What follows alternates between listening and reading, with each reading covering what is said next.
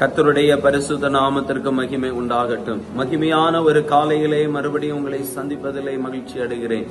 இந்த காலை வேளை தியானத்திற்காய் ரோமர் 8வது அதிகாரம் அதனுடைய 14வது வசனத்தை நாம் தியானிக்க போகிறோம். மேலும் எவர்கள் தேவனுடைய ஆவியினால் நடத்தப்படுகிறார்களோ அவர்கள் தேவனுடைய புத்திரராய் இருக்கிறார்கள். பிரியமான தேவ பிள்ளைகளே, யார் தேவனுடைய புத்திரர்கள்? ஒன்று, இந்த நாளிலே நாம் சிந்திக்கக்கூடிய காரியம், தேவ ஆவியினால் நடத்தப்படுகிறவர்கள் ஆமென் தேவனுடைய பிள்ளைகள். ஆமென், ஸ்தோத்திரம். ஆமென். பிரியமான தேவ பிள்ளைகளே, மாம்சத்தின்படி நாம் நடத்தப்படுகிறோமானால் தேவனுடைய பிள்ளைகளாய் இருக்க முடியாது. ஆமென், தேவ ஆவியினால் நடத்தப்பட்டால் நாம் தேவனுடைய பிள்ளைகளாய் இருக்க முடியும். தேவ ஆவியானவர் எப்படி நம்மை நடத்துவார்? ஆமென், ஸ்தோத்திரம். வேதம் சொல்லுகிறது, ஆமென், பரிசுத்த ஆவியானவர் நம்மை சத்தியத்தின் பாதையிலே நடத்துகிறார். அவர் நீதியை குறித்தும் நியாயத்தை குறித்தும் ஆமென் சோதனை நியாய தீர்ப்பை குறித்தும் அவர் கண்டித்து உணர்த்துகிற ஆண்டவர். நீதி, நியாயம், நியாய தீர்ப்பு இவைகளை குறித்து நமக்கு உணர்த்துகிற ஆவியானவராய் இருக்கிறார்.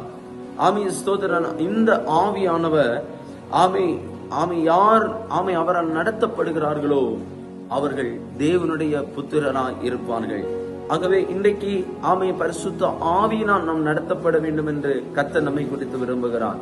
இந்த பரிசுத்த ஆவிக்காக தான் எருசலேமிலே ஆண்டவர் தம்முடைய சீஷர்களையும் தம்மோடு இருந்தவர்களை பார்த்து சொன்னா, நீங்கள் காத்திருங்கள், எருசலேமை விட்டு விலகி போகாதிருங்கள் என்று சொல்லி அந்த பெந்தெகோஸ்தே நாளிலே எருசலேமிலே மேல் வீட்டறையில் இருந்த போது அந்த பரிசுத்த ஆவியை அவர்களுக்குள்ளே பொழிந்தரல பண்ணினார்.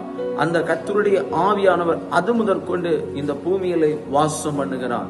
அவரை ஆராதிக்கிற, அவரை ஏற்றுக்கொள்ளுகிற, விசுவாசிக்கிற தம்முடைய பிள்ளைகளை இந்த கர்த்தருடைய ஆவியானவர் என்ன செய்கிறார்? அவர்களை வழி நடத்துகிறார். ஆகவே கர்த்தருடைய ஆவியானவர் நம்மை நடத்துவதற்கு நம்மை கர்த்தருடைய ஆவியானவரிடத்திலே கொடுப்போம். அவருடைய பிள்ளைகளாய் மாறுவோம். கர்த்தர் தாமே நம்மை ஆசீர்வதிப்பாராக. கண்களை மூடுவோமா? எங்களை அளவுக்கு அதிகமா நேசிக்கிற பரலோக பிதாவே, நல்ல வேலைக்காக நன்றி. உம்முடைய ஆவியினால நடத்தப்படுகிறவர்களாய் நாங்கள் காணப்பட கிருபை செய்யுங்க. நீதியை குறித்தும் சோதனை நியாய தீர்ப்பை குறித்தும் எங்களுக்கு கண்டித்து உணர்த்துகிற பரிசுத்த ஆவியானவரே, நீர் உம்முடைய நல்ல பாதையிலே தேவனங்களை நடத்துங்கப்பா. ஏசப்பா, உம்முடைய ஆவியை நாங்கள் பெற்றுக்கொண்டு அந்த ஆவியில அகமகளை கிருபை செய்யுங்க. பரிசுத்த ஆவியானவரே, உம்முடைய கரத்தலங்களை தருகிறோம். இந்த நாளிலும் நீரே எங்களை ஆளுகை செய்து நடத்தும்படியாய் ஜெபிக்கிறேன். குறைவுகள், குற்றங்கள் எல்லாவற்றையும் மன்னித்து பரிசுத்தப்படுத்துங்க. உம்முடைய கரம் எங்களுக்கு துணையாய் இருக்க வேண்டும். தேவைகளை எல்லாம் சந்தித்து நடத்த வேண்டும். போகிற வருகிற பிரயாணங்களிலே கர்த்தர் கூட இருக்கணும். எல்லாவித நன்மைகளையும் தந்து நடத்தும். இயேசுவின் நாமத்தில் தருகிறோம் நல்ல பிதாவே.